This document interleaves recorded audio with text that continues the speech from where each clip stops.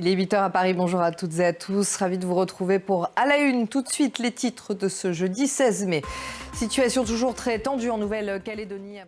Après le journal, nous lirons la presse russe à la une du journal Pravda. Cette photo du Premier ministre slovaque, nous l'évoquions à l'instant. Le Premier ministre slovaque qui s'écroule après avoir été visé par plusieurs balles. Tout de suite, c'est le journal.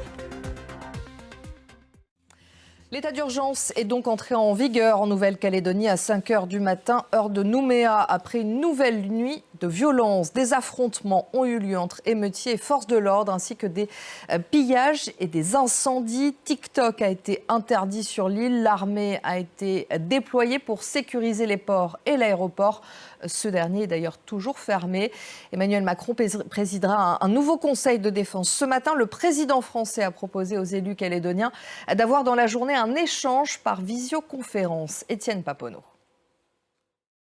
Nous allons parler de la situation en Nouvelle-Calédonie avec Evelyne Barthou.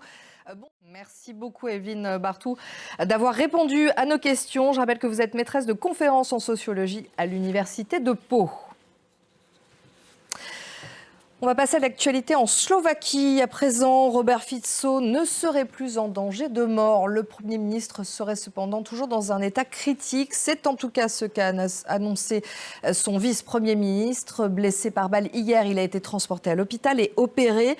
L'auteur présumé de cette tentative d'assassinat a été arrêté. C'est un homme de 71 ans. Ses motivations précises ne sont toujours pas connues. Elliot Samuel.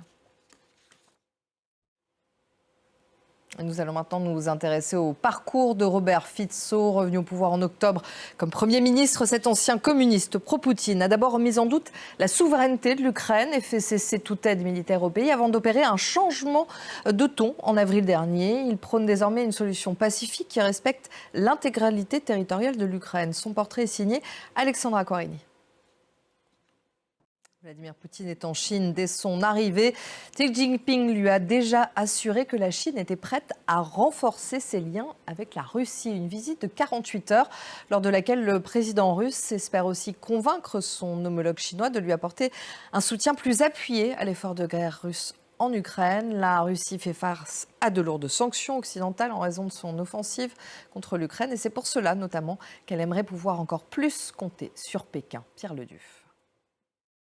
Et la mobilisation se poursuit en Géorgie. Hier, quelques 30 000 manifestants opposés à une loi votée la veille au Parlement se sont rassemblés dans les rues de Tbilissi.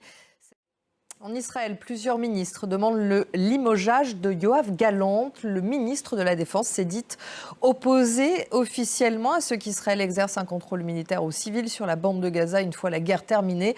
Il a appelé à une alternative palestinienne au Hamas pour gouverner le territoire palestinien. Le Premier ministre Benjamin Netanyahou lui a répondu « Je ne l'accepterai pas ». Cécile Galluccio. Nous allons faire un tour sur la croisette. À présent, la comédienne et réalisatrice Judith Godrèche a présenté son court-métrage intitulé « Moi aussi ».